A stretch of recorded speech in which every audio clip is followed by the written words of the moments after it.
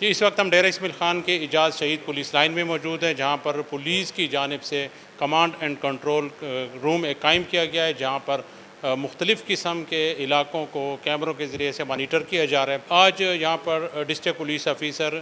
سجاد احمد صاحبزادہ نے میڈیا کے نمائندوں کو وزٹ کرایا، اور اس موقع پر انہوں نے یہ بتایا کہ یہاں پر تقریباً 193 کیمرے ایسے نصب کیے گئے ہیں جو جلوسوں کی نگرانی کر رہے ہیں، اور اس کے ساتھ ساتھ شہر میں 80 مقامات پر دیگر کیمرے بھی لگائے گئے ہیں جو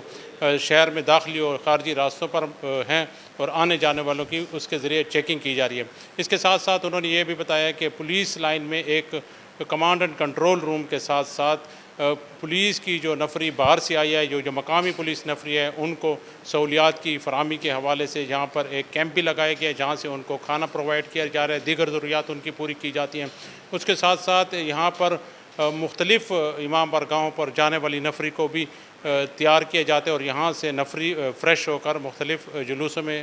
سیکیورٹی کے لیے جاتی ہے۔ مختلف محکموں سے لذان کے لیے تمام جو ڈسٹرکٹ محکمے کے اہلکار ہیں، ان میں سے ایک افراد کو یہاں پر تعینات کیا گیا ہے جو اپنے محکموں سے لذان رکھتے ہیں، اور یہاں پر آنے والی انفارمیشن اپنے متعلقہ محکموں کو پہنچاتے ہیں تاکہ کسی قسم کی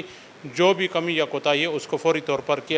پورا کیا جا سکتے ہیں۔ یہاں پر ڈیرہ اسماعیل خان کی پولیس لائن کے اندر کمانڈ اینڈ کنٹرول روم سے مختلف کیمروں کے ذریعے شہر کی سخت چیکنگ کی جا رہی ہے۔ شہر میں داخل ہونے والوں کو یا شہر کے مختلف جلوسوں میں شرکت کرنے والوں کی بھی یہاں چیکنگ کی جا رہی ہے۔ یہاں پر جو سیکورٹی کے حوالے سے کمانڈ اینڈ کنٹرول روم قائم کیا گیا ہے،